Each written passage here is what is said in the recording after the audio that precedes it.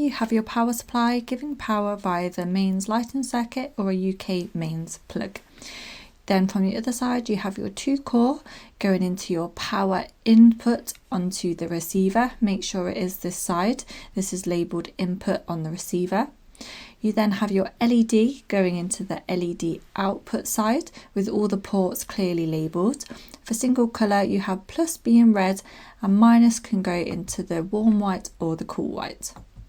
You then need to set the tape type, so you hold down the match set key for 8 seconds until the indicator turns white, and this will become a dim type LED.